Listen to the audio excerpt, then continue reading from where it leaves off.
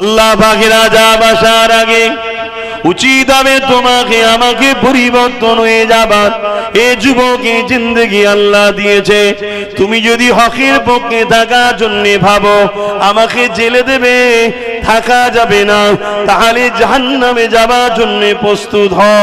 হকের পক্ষে থাকার জন্য যদি মনে করো আমার রুজিটা কম হয়ে যাবে, তাহলে আখিরাতে আল্লাহর শাস্তির জন্য অপেক্ষা করো। আর দুনিয়া জমিনে যদি তুমি আল্লাহর উপরে ভরসা রেখে, আল্লাহ তোমাকে যে দায়িত্বটা দিয়েছে, তোমাকে কুনতুম খায়রা উম্মাতিন করেছে, শ্রেষ্ঠ উম্মত করেছে। কেন শ্রেষ্ঠ উম্মত করেছে? তোমার কাজ হলো গরিবের চোখের পানি মোছা, তোমার কাজ হলো ক্ষুধার্ত মানুষকে খানা দেওয়া, তোমার কাজ হলো সমাজের অন্যায় থেকে সমাজকে বাঁচানো, তোমার কাজ হলো এই সমাজের মানুষকে ইনসাফের রাস্তা দেখানো। এর জন্য তোমাকে যদি সংগ্রাম করতে হয়, তোমাকে পিছিয়ে গেলে হবে না। ফয়সালা তো আল্লাহ পাক তৈরি করে, ফয়সালা আল্লাহর কুদরতি হাতে, কিন্তু তোমাকে আমাকে চেষ্টা করতে হবে। যেমন বদরের ময়দানে 313 জন আগিয়ে গেল, একদিকে 1000-এর উপরে 313 জনের তো ভাবা দরকার ছিল। ওদের সংখ্যা হলো 1000, ওদের হাতে তরোয়াল আছে, অস্ত্র আছে, সবে তারা মুসলমান হয়েছে। তাদের বাপ দাদু আমার রাসূলুল্লাহর হাতে হাত দেয়নি গো। তাদের মধ্যে অনেকে ভুল রাস্তায় চলে গিয়েছিল, অনেকের বাপ দাদু নবী ইব্রাহিমের দিনে ছিল, বেশিরভাগটা অন্য দিকে ছিল। এই যুবকেরা তথাপিও তাদের মধ্যে একবারও চিন্তা আসেনি যে ওদের গায়ে লোহার ড্রেস রয়েছে, আমাদের গায়ে ছিঁড়া ফাটা জামা রয়েছে, ওদের গায়ে এত ক্ষমতা রয়েছে, ওদের সংখ্যা বেশি। তথাপিও তাদের মধ্যে কোনো চিন্তা দেখা যায়নি। সবে মুসলমান হয়েছে, কিন্তু মুসলমান হবার মতো হয়েছে আমার নবীর জবানের উপরে বিশ্বাসের মতো বিশ্বাস করেছে, আল্লাহর কথার উপরে বিশ্বাসের মতো বিশ্বাস রেখেছে। তারা জানে হকের পক্ষে লড়াই করলে, শহীদ হলে বিহিসা জান্নাতি, আর কামিয়াবি হয়ে বেঁচে থাকলে গাজীর সম্মান আল্লাহ মিলা। উম্মত হিসাবে একবার বলো তো দেখি, জীবনে কখনো কি তুমি আমি সেই রাসূলুল্লাহর জন্য কেঁদেছি? অথচ রাসূলুল্লাহ বিদায় হয়ে চলে যাবার সময় বললেন, এ আমার উম্মতিরা, আমি রাসূলুল্লাহ দুনিয়া থেকে চলে যাব, আমি তোমাদের কাছে 63 বছর দুনিয়াবি জিন্দেগি কাটালাম, আমি তোমাদের কাছে রেখে গেলাম 3টে জিনিস। প্রথম নম্বর হলো কিতাবুল্লাহ, আল্লাহ পাকের কোরআন। দ্বিতীয় নম্বর হলো সুন্নতে রাসূলি, আমি নবী আমার সুন্নাত। 3 নম্বর হলো আহলে বাইতি, আমি নবী আমার আহাল, আমার পরিবার, আমার খানদান। এই 3টেকে তোমাদের কাছে রেখে গেলাম, এই 3টেকে মজবুত করে তোমরা ধরবে। এই 3টের বরকতে দুনিয়া তো তোমাদের অসুবিধা হবে না, আখিরাতেও কোনো চিন্তা থাকবে না।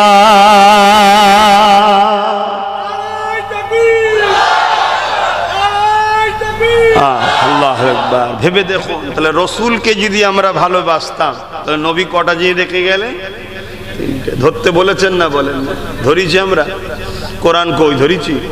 কোরআন তো ঘরে কিনে একটা রাখতে রেখেছি, ধুলো পড়ে গেলেও দেখার সময় নেই। দ্বিতীয় নম্বর কি? রাসূলের সুন্নাহ, নবীর সুন্নাহ কি? নবী যেটা করেছে আমরা করি, বলো। 3 নম্বর হলো আহলে বাইতি, নবী বলেন আমার আহাল, আমার পরিবার, আমার খানদান, তাদের নেতৃত্ব মানো, তাদেরকে ধরো। আমরা ধরিছি?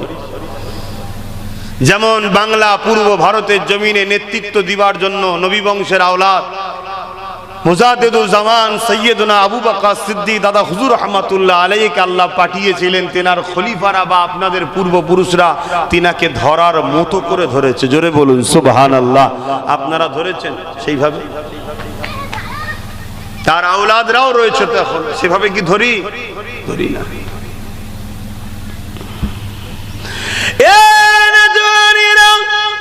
বছরে একবার জলসা দি পীরের আওলাদদেরকে নিয়ে এসে তারা কোরআন সুন্নাহর আলোকে কিছু কথা বলে, ওই জায়গায় আমরা বসে শুনে নিলাম, নারে তাকবীর, আল্লাহু আকবার দিয়ে দিলাম। কিন্তু যে কথাগুলো বলে গেল, ওই কথাগুলোকে জীবনে আখলাকে চলার পথে কতটা মানতে পারলাম? এ যুবকেরা, তরুণেরা, বাবেরা, এই দুনিয়া জমিন কিন্তু তোমার আমার জন্য চিরস্থায়ী নয়। মনে রাখবেন, আল্লাহ ছাড় দিয়েছে, ছেড়ে কিন্তু দেয়নি। একদিন না একদিন তোমাকে আমাকে উঠিয়ে নেওয়া হবে। তুমি সাধারণ মানুষ হওয়ার আলেম হও, তুমি মুরিদ হওয়ার পীর হও, তুমি নেতা হওয়ার প্রজা হও, তুমি রাজা হও আর যাই হও, সবাইকে আল্লাহ পাক উঠিয়ে নেবে। কেননা এই জমিন আসমানের একমাত্র মালিক আল্লাহ। লিল্লাহি মা ফিস সামাওয়াতি ওয়া মা ফিল আরদ। জমিন আসমানের একমাত্র মালিক, সৃষ্টিকর্তা হলেন আল্লাহ, এবং লাহু মুলকুস সামাওয়াতি ওয়াল আরদ। জমিন আসমানের রাজত্ব আল্লাহ পাকের কুদরতি হাতে রয়েছে। এ যুবকেরা, তরুণেরা, এ আমার নবী পাকের উম্মত উম্মতিরা, আল্লাহ পাক এই দুনিয়া জমিনে বহুত লোভের জিনিস রেখেছে। এই লোভের জিনিস দিয়ে তো তোমাকে আমাকে পরীক্ষা নেওয়া হবে। তুমি আমি যদি আব্বা ইব্রাহিমের মতো প্রেমের পরীক্ষায় পাশ করতে পারি, তাহলে 4000 বছর আগে চলে যাওয়ার পর আজ ইব্রাহিম নবীকে ইয়াদ সবাই রেখেছে। কেননা ইব্রাহিম নবী আল্লাহকে দিলে জায়গা দিয়েছিল, ইব্রাহিম নবী আল্লাহকে ভয় করেছিল। এই পৃথিবীর আগুন ইব্রাহিম নবীকে পুরাতে পারেনি, জাহান্নামের আগুনও ইব্রাহিম নবীকে ভয় করবে। কেননা আল্লাহর প্রেমের আগুন ইব্রাহিম নবীর দিলে এমন ভাবে ছিল। এ যুবকেরা, তরুণেরা, বাবেরা, ইব্রাহিম নবী হলো তোমার আমার আব্বা জান, তিনি মুসলিম জাতির পিতা। এই জমিনের উপরে যখন তিনি আসে, আল্লাহ বা তিনাকে পাঠিয়েছিলেন নায়ের বাণী মানুষের কাছে পৌঁছে দেওয়ার জন্য, যেটা আজকে উলামা হাজরাতরা করছে। আর কোন নবী আসবে না, আমার নবী হলেন শেষ নবী। ওই কাজ এখন উলামারা করতে লেগেছে। এ যুবকেরা, তরুণীরা, বেরা, ইব্রাহিম নবী যখন ন্যায়ের কথা বলতে লেগেছে, ইনসাফের কথা বলতে লেগেছে, ইনসানিয়াতের কথা বলতে লেগেছে, একত্ববাদের কথা বলতে লেগেছে, এক কথায় আল্লাহর দ্বীন ইসলামের কথা বলতে লেগেছে, তৎকালীন সময় ক্ষমতাশালী পৃথিবীর রাজা নমরুদ ইব্রাহিম নবীর বিরুদ্ধে লেগে গেল। ইব্রাহিম নবীকে খতম করার জন্য প্রচন্ড আগুন তৈরি করলো, যে আগুনের কাছে যাবার মতো কোনো উপায় ছিল না। দূর থেকে আগুনে কপিকল করে ফেলার ব্যবস্থা করলো। এত তাপ বেড়ে গেছে, ইব্রাহিম নবীকে যে ফেলবে, কাছে যাবার কোনো সাহস হতে লেগেছে না। আগুনের তাপে মানুষ কাছে যেতে পারছে না, কি করে ফেলবে? কপিকল করে দূর থেকে টেনে ফেলতে লেগেছে। ইব্রাহিম নবীকে যখন কপিকল খোঁড়ানো হচ্ছে, এবারে ছুঁড়ে ফেলা হবে, হযরতে জিবরাইল চলে এসেছে। ওই চরকি বা কপিকল যেটাতে ঘুরিয়ে টেনে ছুঁড়ে ফেলবে, তৎকালীন সময় যে সিস্টেমটা ছিল ওটাকে জিবরাইল সাল্লাম ধরে ফেলেছে। ধরে ফেলে বলতে লেগেছে, ভাই ইব্রাহিম, যদি আপনি বলেন আমি সাহায্য করব, এদের নাম নিশানা মিটিয়ে দেব, এখানে ঝাপটা দেয় দানা দিয়ে এদেরকে সরিয়ে দেব। হযরত ইব্রাহিম নবী, তোমার আমার আব্বা কি বলেছিল? এ হযরতে জিবরাইল, আপনি এখান থেকে যান, আপনি এই সময় আমায় ডিস্টার্ব করবেন না, কারণ আমার মালিক আমাকে পরীক্ষা নিতে লেগেছে। একদিকে বিশাল আগুন, আর একদিকে হলো আমার মালিকের উপরে আমার ভরসা কতটা, এই পরীক্ষা নিতে চলেছে। এই সময় আপনি ডিস্টার্ব করবেন না। ইব্রাহিম নবী বলেন, আমি আগুনে পড়বো, এটা আমার আল্লাহ দেখতে পায়। কেন? তিনি কানা নয়, অন্ধ নয়, তিনি সব দেখতে পাচ্ছে। যদি আমার আল্লাহ ইব্রাহিমকে বাঁচাতে চায়, আমি অবশ্যই বেঁচে যাব। আর আমার আল্লাহ যদি ইব্রাহিমকে আগুনে ফেলে পুড়িয়ে যদি আল্লাহ খুশি হয়, আমি আমার আল্লাহর খুশির জন্য একবার নয়, হাজারটা যদি আল্লাহ জান দেয়, হাজার বাড়ি আল্লাহ যাতে রাজি, আমি ইব্রাহিম আল্লাহর জন্য পুড়তে রাজি আছি। আরো জোরে বলুন সুবহান। সেই বাপের ছেলে তো আমরা। আমাদের কি মনে হয় না, যদি আল্লাহ আমাকে ক্ষুধার্ত রেখে খুশি হয়, আল্লাহর জন্য না খেয়েই থাকবো? আল্লাহ যদি আমাকে জেলে দিয়ে খুশি হয় আল্লাহর জন্য জেলে গিয়েই থাকবো। আল্লাহ যদি আমাকে গরিব করে খুশি হয় আল্লাহর জন্য গরিব হয়ে থাকবো। আল্লাহ যদি আমাকে বড় লোক করে দান করিয়ে সব শেষ করিয়ে দিতে বলে আমি তাই করি, শেষ করব, আল্লাহর জন্য করব। এই চিন্তা কি আমাদের মধ্যে কখনো আসে? আসে না। কেন আসে না? আমাদের বাপ দাদা তো খারাপ ঘরের ছিল না। আমাদের বাপ দাদু তো খারাপ ঘরের লোক নয়। খারাপ ছিল নাকি তোমাদের দাদুরা? আর মুরব্বী আব্বাজানের আব্বারা কি খারাপ ছিল? আল্লাহ করে অনেক ভালো মানুষ ছিল। এরকম হয়ে গেলাম কেন আমরা? আমাদেরকে এই পশ্চিমা দুনিয়ার নেশায় ঢুকানো হয়েছে। আমাদেরকে চতুর্দিক দিয়ে ধরে টানা হচ্ছে, এইদিকে আয়, জলসাই যে কি হবে, নাচ দেখবি আয়, জলসাই যে কি হবে, মেলা হচ্ছে চ, জলসাই যে কি হবে, খেলা হবে চ, জলসা গিয়ে কি হবে, এলে নেশা কর, জলসাই গিয়ে কি হবে, এলে 200-500 টাকা ফ্রিতে পাওয়া যাবে ওখানে চ। এইরকম করে চারিদিক দিয়ে আমাদেরকে আঁচড়ে আঁচড়ে আঁচড়ে আঁচড়ে দুনিয়াদার বানিয়ে দেওয়া হয়েছে। আমাদের খেয়ালই নাই। দুনিয়াদারি করতে হবে, পাঁকে থাকতে হবে, গায়ে কাদা লাগালে হবে না। দুনিয়াদার করতে হবে, সংসার করতে হবে, সন্তানকে মানুষ করতে হবে। ব্যবসা করাটাও ইবাদত। ব্যবসা করলে নেকি হয়। আপনি হালাল ইনকাম করবেন, খাবেন, আপনি সব দেবে আল্লাহ। জোরে বলুন সুবহানাল্লাহ। কিন্তু দালালির নাম ইসলাম নয়, হালাল ইনকাম করার নাম ইসলাম। কিন্তু আজকে আমরা দালাল হয়ে গেছি। খারাপ নেবেন না, মাফ করবেন, আমি কাউকে ব্যক্তিগত আঘাত দিচ্ছি না, কিন্তু সত্য কথা বলছি। আপনারা খেয়াল করে ঠান্ডা মাথায় আজকে রাত্রিরে শোবার সময় একটু ভাববেন তোমার এই কথাটা। আপনাদের প্রত্যেকের গলায় প্রত্যেকের কথা বলে যাচ্ছে। আমি কাউকে ছোট বড় অপমান করতে চাইছি না, সত্যটা কথা বলছি। প্রত্যেকের গলায় একটা অদৃশ্য বেল লাগানো আছে। দেখুন তো,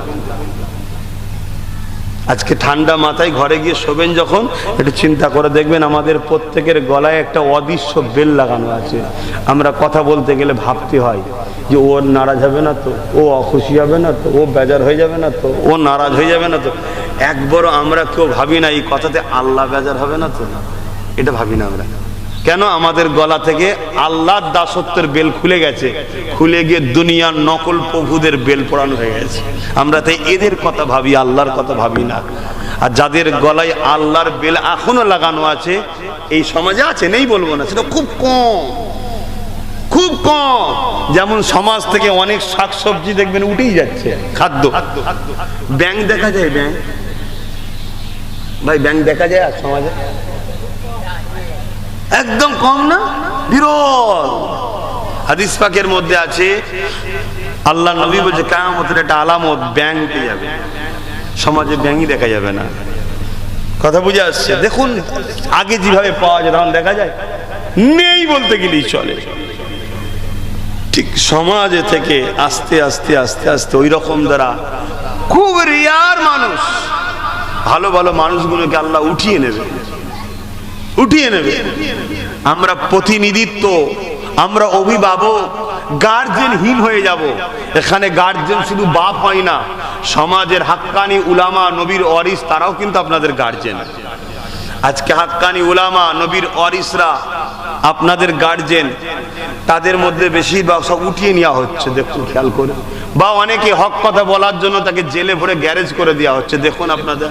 আর যারা জেলে ভরছে তাদেরকে শক্তিশালী কিন্তু আমরাই করে রেখেছি। আবার খেয়াল করে দেখুন, তার মানে আমাদেরই উলামাদের ঘরে, আমাদেরই অভিভাবকদের ঘরে পিছন দিয়ে ঘুরিয়ে আমরাই জেলে ভরছি।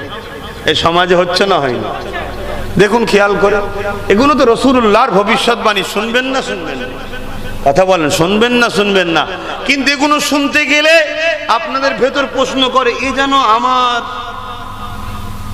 দলের লোকের বিরুদ্ধে বিরুদ্ধে কথাটা হচ্ছে, যেন এই মনের মধ্যে হয় না, হয় না? এইটা হচ্ছে কেন? আপনার কাছে ইসলামের থেকে এই দুনিয়ার দলগুলো আগে হয়ে গেছে। ওইখানে যখন বসে শোনেন তখন ইসলাম বিরোধী অনেক কথা হয়, তখন কিন্তু আপনার মধ্যে একবারও জাগে নেই এই কথা যেন আমার ইসলামের বিরুদ্ধে বিরুদ্ধে হচ্ছে, তখন মনে হয় না। আর উলামারা যখন বলে তখন আপনার মনের মধ্যে হচ্ছে এই যেন ঘুষ খাওয়ার কথা বলে, এই যেন আমার দলের বিরুদ্ধে বিরুদ্ধে মনে হচ্ছে না? যে যারটা মনে হয়, যার যা সবটাই তো ঘুষখোর, ভালো কার কোনটা আছে তা সবাই মনের মধ্যে হয় না, হয় না? এটা কথাটা সারাদিন কেন আমাদেরকে গোলাম বানানো হয়েছে। আমাদের মধ্যে এই জিনিসটাকে আস্তে আস্তে আস্তে আস্তে ঢুকানো হচ্ছে, আমরা বুঝতে পারছি না। হারাম খাদ্যের মাধ্যমে, হারাম অর্থের মাধ্যমে, কথা বুঝে আসছে, হারাম কাজকে সাপোর্ট করার মাধ্যমে। আমার উলামা হযরতরা আছেন, বলবেন আমি কি কোরআন হাদিসের বাইরে কিছু বলছি না তো? আমার দিনের কথা তো আপনাদের শোনাচ্ছি। কেন আমার দিনটা কি? আমি তো আবার বললাম, সুদ খেয়ে নামাজ পড়ার নাম ইসলাম নয়, ঘুষ খেয়ে রোজা রাখার নাম ইসলাম নয়, এতিমকে মেরে কাঁদিয়ে হজ করার নাম ইসলাম নয়। ইসলাম এতিমকে দাও, তুমি আল্লাহকে সিজদা করো, কিন্তু তোমার পরনা জামাটাও যেন হারামের পয়সাই না থাকে, ওই সিজদা আল্লাহ লাই। জোরে বলুন সুবহানাল্লাহ। এই কথা আজ আমার সমাজ শুনতে চাইছে না তো, আমার সমাজ শুনতে চাইছে না তো। আল্লাহ নবী বললেন আখিরি জামানার একটা বড় আলামত, হালাল রেজেক পাওয়া যাবে না, হালাল রেজেক পাওয়া যাবে না। বলুন, নিজেকে নিজে প্রশ্ন করুন, আমরা হালাল রেজেকের উপরে কজন আছি? এবারে বলুন, এই ওয়াজ আজকের বাজারে চলবে? আর ওয়াজ থেকে বলা হয় ইসলাম বলার নাম ওয়াজ। আপনি বলবেন কেন হুজুর কিছু ঘটনা টটনা বলে চলে যান না? ঘটনা বললে আমার পেট চলবে, সমাজ চলবে না। আমি আবার বলছি, ঘটনার প্রয়োজন আছে, আমি অস্বীকার করছি না, কিন্তু ঘটনা শুধু শোনালে আমার পেটটা চলে যাবে। যত ঘটনা বলবো তখন সব দলই বলে বাহ বাহ এই হুজুরটা লিয়াই, এটা ঠিক আছে, কোন নিরপেক্ষ, কত সুন্দর ঘটনা বলে চলে গেল, সব ভালো সব ভালো সব ভালো। আমার পেট আরো ভালো চলবে, একটার জায়গায় তখন 5টা 6টা করে জলসা করা যাবে। কথা বুঝে আসছে? ভুল বলছি নাকি? পেট আরো ভালো চলবে, ইনকাম আমার ভালো হবে, কিন্তু সমাজ ঠিক থাকবে। আমরা অনেকে জানি না রাসূল পাক সাল্লাল্লাহু আলাইহি সাল্লাম এই পৃথিবীর জমিনে নবুয়াতের ঘোষণার পরে কি কাজ করেছিল। খারাপ নেবেন না, আমি কাউকে ছোট করছি না, এটা বাপ বেটার আলোচনা, ভাই ভাইয়ের আলোচনা। একটু বলুন তো আমার নবী কত খ্রিস্টাব্দে এসেছে দুনিয়ায়? বলুন। 570। নবী নবুয়াতের ঘোষণা দিয়েছে কবে? কত বছর বয়সে? বলো বলো। 40। তা 570 এর সঙ্গে 40 যোগ করলে কত হয়? 610। এই 610টা মনে রাখেন। এখানে আর একটা কথা জিজ্ঞেস করি, নবী 40 বছর বয়সে নবুয়াতের ঘোষণা দিয়েছে, নবুয়াতের কাজ শুরু করেছে, কিন্তু নবী ছিল কবে? বলেন। পৃথিবী শুধু না, কোনো কিছুই যখন ছিল না, কোনো কিছুই তখন ছিল না, তখন মোহাম্মদ রসুল আল্লাহর কুদরতি কাছে মোহাম্মদ রসুল হিসাবে ছিলেন। জোরে বলুন সুবহানাল্লাহ। তার প্রমাণ সূরা ইয়াসিন। তার প্রমাণ কি? সূরা ইয়াসিন। ইয়াসিন কার নাম? জোরে বলছে না তো। ইয়াসিন কার নাম? তাহলে বলুন, খারাপ লিখছেন আমার কথা জিজ্ঞেস করছি বলে? যে বলতে পারবে উলামারা ছাড়া, তাকে 1000 টাকা নগদ পুরস্কার দেওয়া হবে। বলুন ইয়াসিন কার নাম? হ্যাঁ, কে বলছেন একটু উঠে বলুন, নয়তো বুঝা যাচ্ছে না। উঠে বলুন।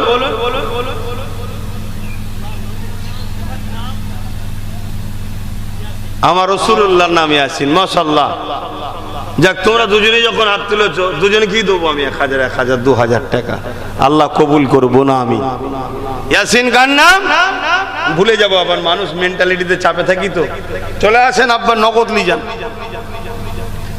আমার রাসূলুল্লাহর ভালোবাসায় বলেছেন। ওই কে ইমাম সাহেব আছে? আলা দুজনকে দেখেন তো, 2000 গেল, কি দেন? নজরানা লিতে হবে। চলে আসেন। ওটা লজ্জা কিসে? আমি তো বললাম নজরানা। নজরানা লিয়া সুন্নাত, দিয়াও সুন্নাত। নজরানা লিয়াও সুন্নাত, দিয়াও সুন্নাত। না দেন না, আমি কথা বলছি। ওইদিকে আসেন, ওইদিকে দেন। ইমাম সাহেবেরও সম্মান আছে না? না, এদিকে আসেন। আপনি আসেন আব্বা, অসুবিধা নেই, আসেন। এই চেতনা ফিরবে, এটা ফিরবে সমাজের মধ্যে। আগামী দিন বাচ্চাদের মধ্যে শিক্ষা চেতনা আসবে। শোনেন খুব ভালো করে, আমি কি বলছি শুনছেন? তাহলে ইয়াসিন কার নাম? আমার রাসূলুল্লাহর নাম। জোরে বলুন সুবহানাল্লাহ। যখন কোনো কিছু ছিল না, দেন আমার আব্বাকে নজরানা দেন। যখন কোনো, আচ্ছা এখানে বাচ্চাদেরকে খাইয়ে দেবেন, আপনি বাচ্চাদেরকে দেবেন, ঠিক আছে বসে। আচ্ছা মা আছে দেবেন, আমি যখন নিয়ত করেছি কাজ মিটে গেছে, দাদা মা আছে দাদা।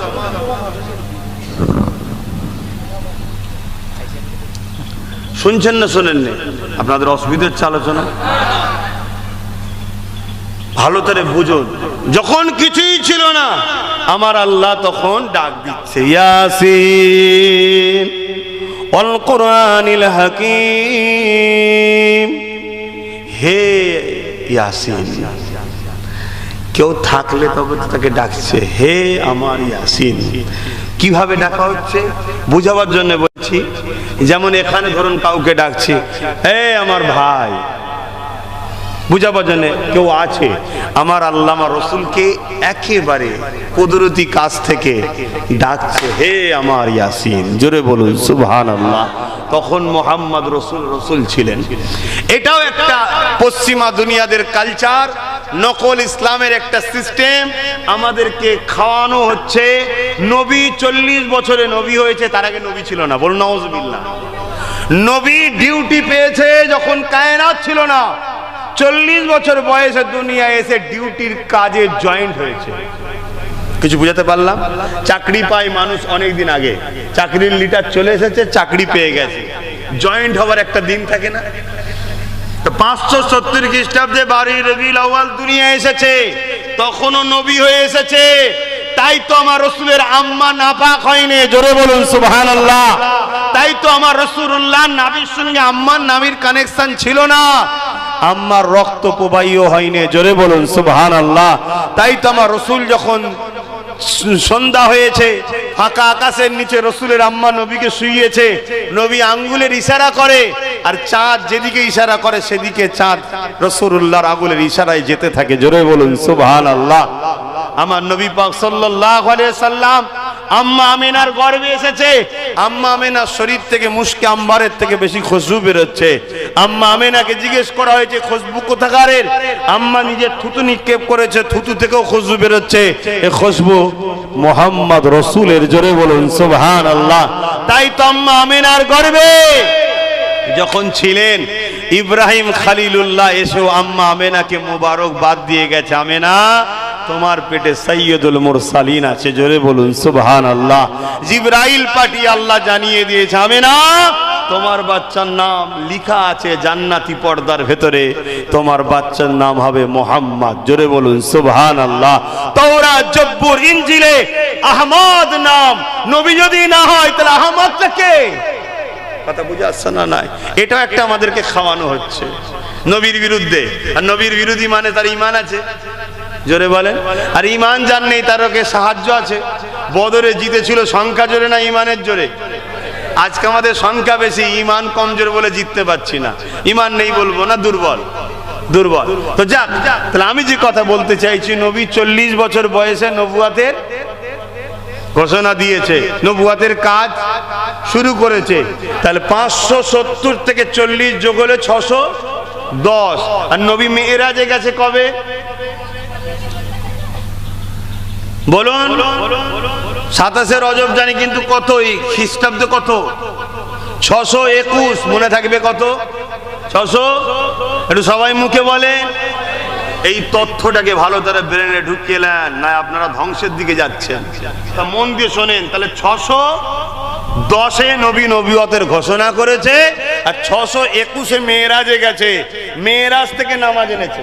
কোথা থেকে? মেরাজ থেকে। খুব ভালো করে শুনবেন। তার আগে কি নামাজ ফরজ ছিল? কথা বলেন, কথা বলেন। রোজা মেরাজ থেকে এনেছে, তার আগে কি রোজা ফরজ ছিল? তাহলে মেরাজ থেকে রোজা নামাজ ফরজ হয়েছে কবে? ওটা 621-এ। আর নবী নবুয়তের কাজ করেছে কবে? 610-এ। এই 11টা বছর নবী কি করেছে? এই 11টা বছর যেটা করেছে ওটাও তো নবুয়তেরই কাজ। এই নবুয়তের 11 বছর কি করেছে বলুন? আমরা জানি। আমাদেরকে ভুলিয়ে দেওয়া হয়েছে। কারা ভুলিয়েছে? পশ্চিমা দুনিয়াদের অর্থে চলা একদল মুসলিম দরদি স্কলার বলতে পারেন, বক্তা বলতে পারেন, পীর সাহেব বলতে পারেন, পীরজাদা বলতে পারেন, ইমাম বলতে পারেন, মৌলী সাহেব বলতে পারেন, যাই বলতে পারেন, এটা ষড়যন্ত্র একটা। এই 11টা বছর ধরে রাসূল যা করেছে ওইটা থেকে আমাদেরকে বহু দূর সরিয়ে দেওয়া হয়েছে। কেন? এই 11টা বছরের কাজ যদি আমাদের কাছ থেকে চলে যায়, হাজার নামাজ পড়েও কবুল হবে না, হাজার রোজা রেখেও কবুল হবে না, হাজার হজ করেও কবুল হবে না, হাজার দান খায়রাত মসজিদ মাদ্রাসা দান সব করেও কিচ্ছু কাজে লাগবে না। কেন? এই 11টা বছরের কাজটাই হলো আমাদের জন্য সর্বপ্রথম কাজ। তার জন্যই আল্লাহ আমাদেরকে বলেছে তোমরা শ্রেষ্ঠ উম্মত, কুনতুম খায়রা উম্মাতিন, তোমরা শ্রেষ্ঠ উম্মত। কি জন্যে? কি জন্যে? এই 11টা বছর রাসূল কি করেছে? এই 11টা বছর ধরে রাসূল পৃথিবীর প্রত্যেকটা অত্যাচারী শাসককে চিঠি করেছে, এই অত্যাচার বন্ধ করো, জুলুম বন্ধ করো, নারী হত্যা বন্ধ করো, এতিমের হক মারা বন্ধ করো, বিধবাকে জুলুম করা বন্ধ করো, প্রজাদের উপর অত্যাচার বন্ধ করো, লেবার শ্রেণীকে গোলাম দাস দাসী বানিয়ে রাখা বন্ধ করো। পৃথিবীতে যা অত্যাচার হতো, যা সন্ত্রাসী হতো, যা দুর্নীতি হতো, যা খুন খারাপি হতো, যে যে ক্ষমতাই করেছে আল্লাহর নবী তাদের বিরুদ্ধে চিঠি করেছে, ফিরে আসো, নাই মোহাম্মদ রাসূল তোমাদের বিরুদ্ধে গরিবের পক্ষে, অসহায়ের পক্ষে, মানবতার পক্ষে, ইনসাফের পক্ষে, নারীদের পক্ষে, মজলুমের পক্ষে দাঁড়িয়ে তোমাদের বিরুদ্ধে সংগ্রাম করবে। নবী তখন কজন? বলুন, একা। কোন জোরে নবী এই কথা আমাদেরকে শিখাচ্ছে, বলেছে? বলুন, আল্লাহর পাওয়ার। উম্মত, তোমাদের জন্য তো মুহাম্মদ রাসূল মডেল,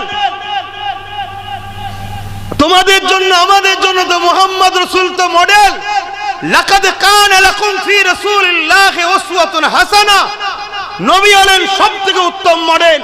নবী 11টা বছর ধরে সংগ্রাম করে এই পৃথিবীর অত্যাচারকে বন্ধ করেছে, জুলুমকে বন্ধ করেছে, খুন বন্ধ করেছে, ধর্ষণ বন্ধ করেছে, নেশা বন্ধ করেছে, রেপ বন্ধ করেছে, জুলুম রাজত্বকে খতম করেছে, অত্যাচারী শাসকদের হাত থেকে প্রজাকে বাঁচিয়েছে, ইনসাফ প্রতিষ্ঠিত করেছে, ইনসানিয়ত প্রতিষ্ঠিত করেছে, গরিবের হকের ব্যবস্থা করেছে, এতিমের অধিকার দিয়েছে, বিধবার অধিকার দিয়েছে, নারীদেরকে জ্যান্ত পুঁতে দেওয়া হতো রাসূল বন্ধ করেছে।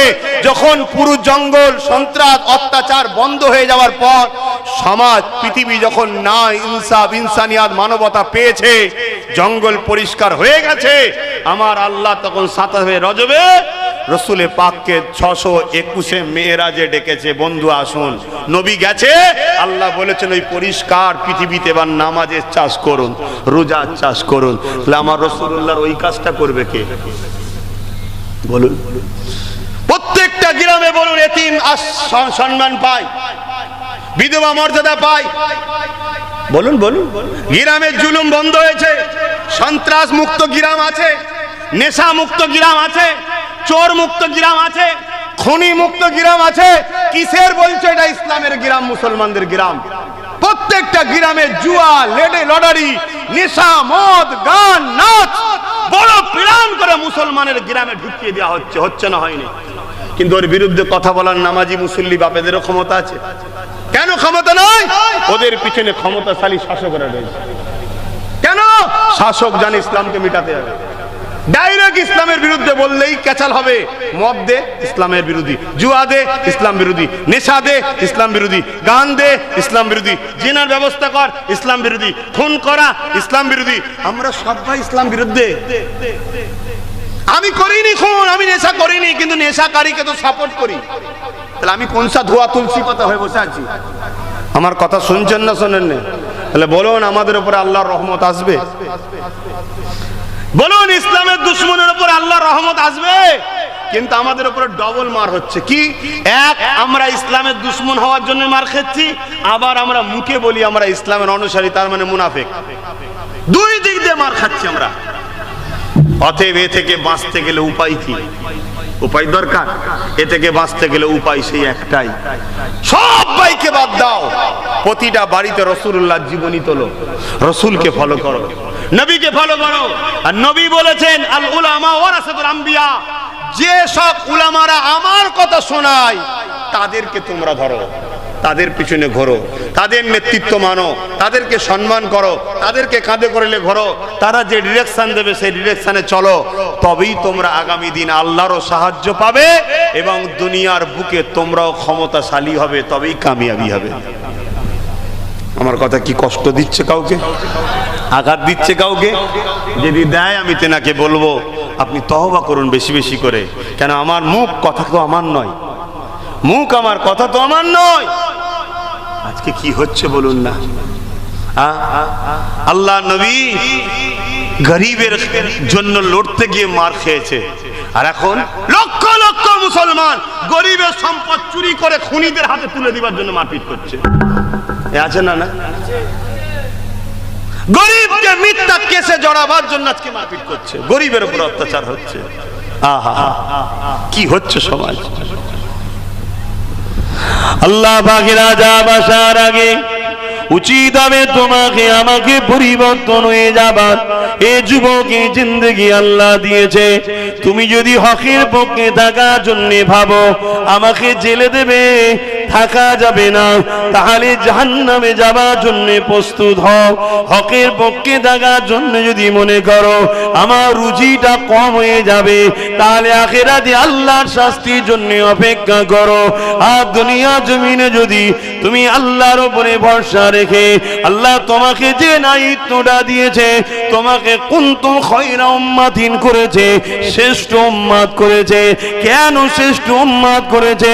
তোমার কাজ হলো গরিবের চোখের পানি মোছা, তোমার কাজ হলো ক্ষুধার্ত মানুষকে খানা দেওয়া, তোমার কাজ হলো সমাজের অন্যায় থেকে সমাজকে বাঁচানো, তোমার কাজ হলো এই সমাজের মানুষকে ইনসাফের রাস্তা দেখানো। এর জন্য তোমাকে যদি সংগ্রাম করতে হয়, তোমাকে পিছিয়ে গেলে হবে না। ফয়সালা তো আল্লাহ পাক তৈরি করে, ফয়সালা আল্লাহর কুদরতি হাতে, কিন্তু তোমাকে আমাকে চেষ্টা করতে হবে। যেমন বদরের ময়দানে 313 জন আগিয়ে গেল, একদিকে 1000-এর উপরে 313 জনের তো ভাবা দরকার ছিল। ওদের সংখ্যা হলো 1000, ওদের হাতে তরোয়াল আছে, অস্ত্র আছে, সবে তারা মুসলমান হয়েছে। তাদের বাপ দাদু আমার রাসূলুল্লাহর হাতে হাত দেয়নি গো। তাদের মধ্যে অনেকে ভুল রাস্তায় চলে গিয়েছিল, অনেকের বাপ দাদু নবী ইব্রাহিমের দিনে ছিল, বেশিরভাগটা অন্য দিকে ছিল। এই যুবকেরা তথাপিও তাদের মধ্যে একবারও চিন্তা আসেনি যে ওদের গায়ে লোহার ড্রেস রয়েছে, আমাদের গায়ে ছিঁড়া ফাটা জামা রয়েছে, ওদের গায়ে এত ক্ষমতা রয়েছে, ওদের সংখ্যা বেশি। তথাপিও তাদের মধ্যে কোনো চিন্তা দেখা যায়নি। সবে মুসলমান হয়েছে, কিন্তু মুসলমান হবার মতো হয়েছে, আমার নবীর জবানের উপরে বিশ্বাসের মতো বিশ্বাস করেছে, আল্লাহর কথার উপরে বিশ্বাসের মতো বিশ্বাস রেখেছে। তারা জানে হকের পক্ষে লড়াই করলে, শহীদ হলে বিহিসাব জান্নাতি, আর কামিয়াবি হয়ে বেঁচে থাকলে গাজীর সম্মান আল্লাহ মিলা। তারা জানে দুনিয়া চিরস্থায়ী নয়, এই বিশ্বাস তাদের মধ্যে ছিল।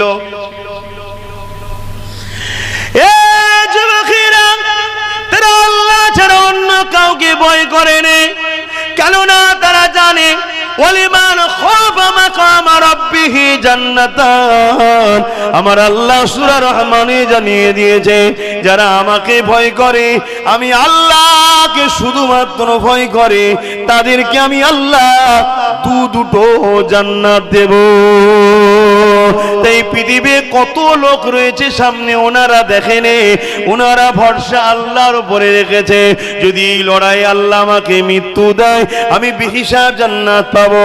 এমনি তো মৃত্যু হবে, কমসে কম হকের পক্ষে যদি লড়াই করি, আর যদি মৃত্যু না কপালে থাকে, আমি হকের বিরুদ্ধে যেমন হকের পক্ষেও যদি না দাঁড়াই, অন্যায়ের পক্ষেও যদি দাঁড়াই, অন্যায় যদি পাহাড় সমান পর্যন্ত থাকে, সেখানেও তো মৃত্যু হতে পারে। তাই তিনারা কোনো দিকে না তাকিয়ে আল্লাহ ও রাসূলকে খুশি করার জন্য ঝাঁপিয়েছে। আর 313 জনকে আমার আল্লাহ পাক কামিয়াবি দিয়ে দিয়েছে। আরো জোরে বলুন সুবহান। লড়াইটা কিসের ছিল ভাই? এই লড়াইটা কিসের ছিল? এক কথায় হক আর না হকের। কিসের লড়াই? হক আর না হকের।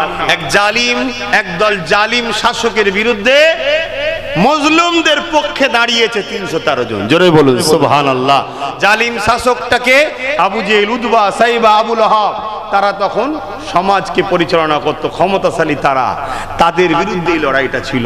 কিসের জন্য? তারা মানুষকে জুলুম করত। তারা মদিনার উপরে হামলা করার প্ল্যান করেছিল, মদিনার বাসীকে লুটতে চেয়েছিল। কেন?